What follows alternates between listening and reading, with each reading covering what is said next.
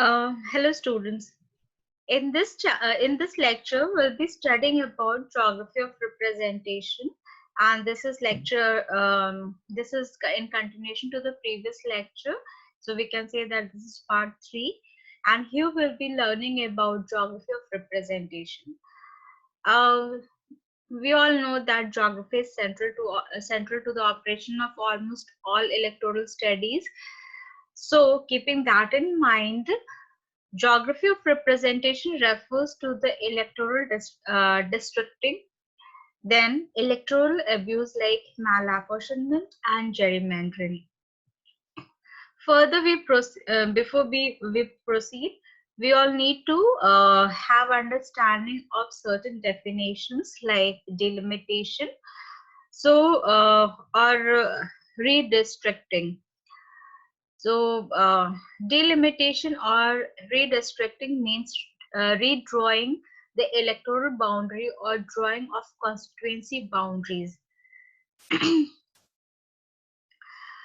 So, we have seen that there are cases where electoral boundaries are drawn with every census, and this is practiced in Ireland, or sometimes in Belgium, boundaries remain the same, but number of representatives increase with each census on the basis of its population.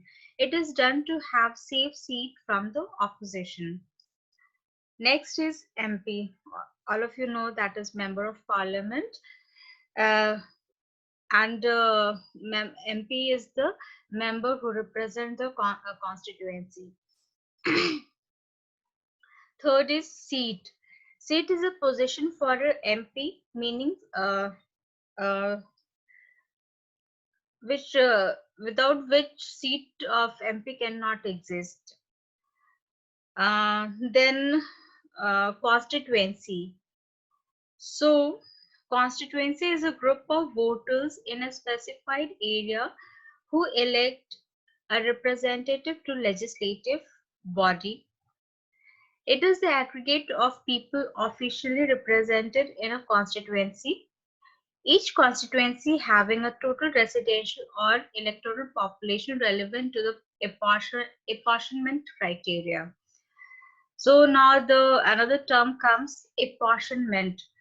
So as the word suggests, apportionment, it means an appropriate amount. So apportionment is basically dividing, whenever we are going for constituency drawing. So we need to have look into two things. First is size of the constituency and the population. So apportionment means that appropriate distribution of the size of the constituency as well as the population. But and this is the major problem.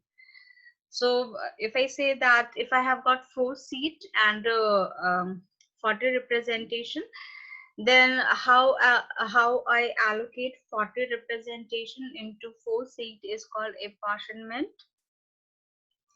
And here it is the here actually most of the problem starts because it is a very difficult task to do, and that's where like all the electoral abuses are introduced into the system. So distortion in electoral geography comes, or we can say that the geography of representation mainly focuses on reporting all these abuses, and majorly in the syllabus which we have to study is malapportionment and gerrymandering. So first we need to define what is electoral abuse. So we can say that it is the spatial manipulation of the votes by delimiting the constituency boundaries. It is a very common phenomenon and is practiced everywhere. First we'll start with malapportionment. Malapportionment is, we can say that it is it is an unequal distribution of representation. That means if in a constituency, if there is a low population, they will have more representation. So ideally what happens that one person have got one vote, but in malapportionment, what happens, low population will have more representation, which is technically incorrect. So what happens that weightage of each vote is not same between the constituency. For for example, if there is a class, if you are the candidate and if you have to win election, so winning election within among 5 student is a very easy task. Why? Because you'll be knowing all 5 students, and one can have more influence on those 5 compared to winning election in a group which comprises of 100 students, or for that matter uh, 200 students. So that becomes very difficult task. So here also in malapportionment, what happens that constituencies are designed in such a way that some constituency have got less population and some are more, and uh, that to like uh, population is divided, constituency boundaries are divided in such a manner that the candidate will have more influence on that population, so that he or she can win the election. So usually what happens,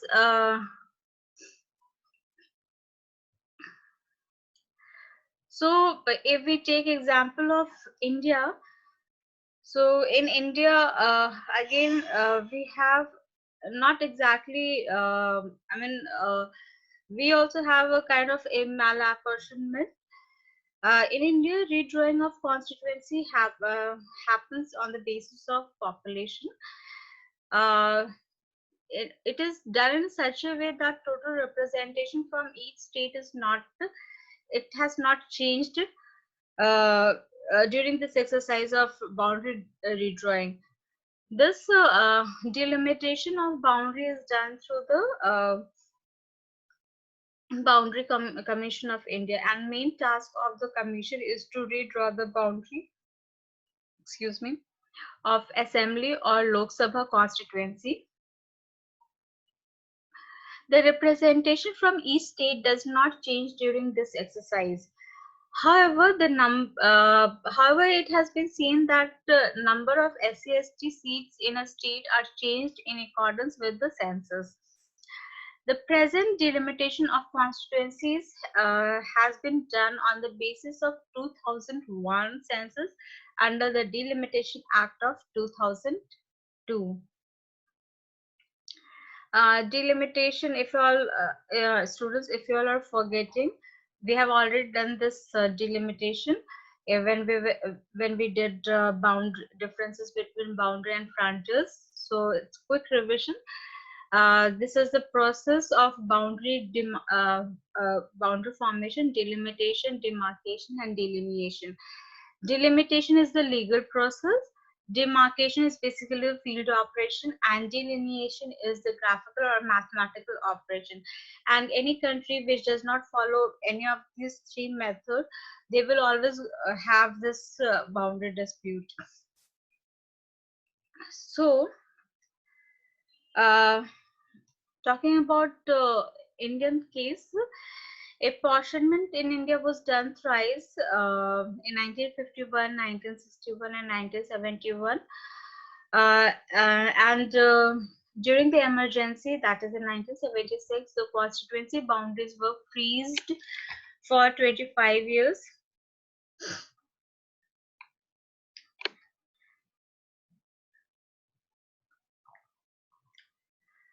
Now let's talk about India's unintended malapportionment. And the last delimitation of constituency boundary was done in 2001, and next is due in 2020. But again, you all know that what is the scenario right now. But since then, due to the natural increase and migration, regions with there are some regions which are less populated, and there are some regions which are overpopulated. So there is either overrepresentation or underrepresentation of constituencies. Therefore, malapportionment occur as the constituencies are demarcated on the basis of unequal size of population, and candidates can win clustered settlements. For example, usually one constituency has got one seat. In India, 543 parliamentary constituencies are there in India. Then